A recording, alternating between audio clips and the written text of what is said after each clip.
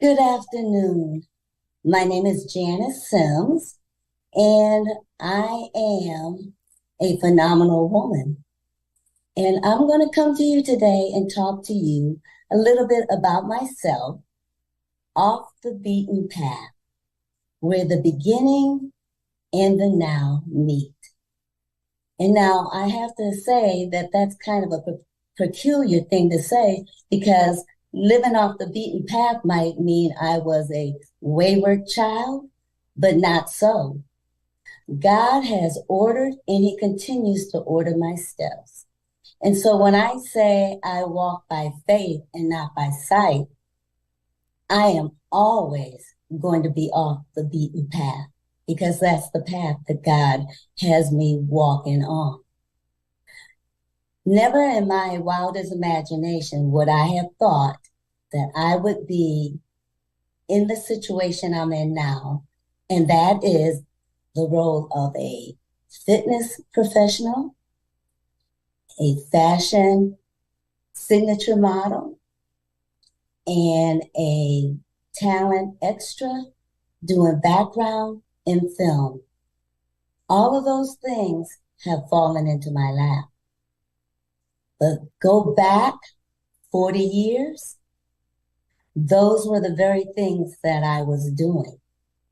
I left my permanent job as an educator, moved to California for that fast life and the stars. And in doing so, I fell off my path that God had me on, even though he would later resume all those things back to me when I was obedient. But I started off in fitness. I started off in California, Southern California, teaching fitness at Studio City, in a studio. And I did that for 4 years. I was a fashion model with Faces International, doing print modeling. I did extra work with my husband, and we were on several different shows. And that was the life. That was the life, and that was the fast life. And what I found was living that fast life was a dangerous life. God has a way of getting your attention. And one of those ways he got my attention was taking all those things and everything away from my husband, myself, and we had a newborn, my daughter, and we had nothing. So we went from having everything to having nothing. But I walked by faith and not by sight. And I told God, if he were to ever restore me back to the person he wanted me to be, then I would live my life for him. God wanted me to stay off that beaten path. He didn't want me to be status quo, and he doesn't want me to be status quo. What he wants is for me to be an example. But while I was in that wilderness, God got my attention. And I went back to my first love, which was that of an educator. And for 26 years, I went back to the classroom. Within that 26 years, I also was a military spouse. That was an experience within itself. And so, I took everything that was coming at me and absorbed it, learned from it, and it made me a stronger person.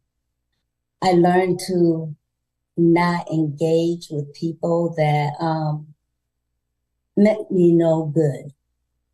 And I learned to do the things that God wanted me to do with just him by my side. And that was when things began to happen. We lived in Martinez, Georgia for 20 years. And for those 20 years, I never thought about the things that I had lost. But I continued to walk off that beaten path. And by doing so, things just fell into place. I picked up another fitness format, and I decided that I was going to bring all these fitness instructors together to where we could do good by doing community events, to provide scholarships, to donate to food banks, to lift the spirits of everyone that we touched. My desire was to bring joy and to bring hope. And I found that I was able to do that through a fitness format. But God said there was more for me. And he would take me to my next place off the beaten path. And it's kind of funny because I started when I was 27. And now at the age of 68, soon to be 69, doors have opened up that I never in my wildest imagination would think I was good enough for. But God saw in me what I didn't see in myself. And what God did was whenever I listened to him and to him only, beautiful things began to happen for me. I can only say this. When I was disobedient, or when he needed to get my attention, God would sit me down every single time. Even on this path right now, I have learned to look further into the situations, the environment, the atmosphere, my discerning spirit telling me if this is what God intends for me or not. There are a lot of people that will come across your path that will encourage you to do those things that are not of God. But if you stop and you really listen to what they are saying, then you will know that that is not your purpose. I have to walk in my purpose, and it's not going to be the status quo. I'm never going to be the ordinary. I'm always going to be the extraordinary. I'm always going to lift people up and tell them to seize every opportunity to do the things that they desire, but to keep God on their side. I want people to realize, especially women, to realize that what you are dreaming can still be achieved far past into what you think is possible.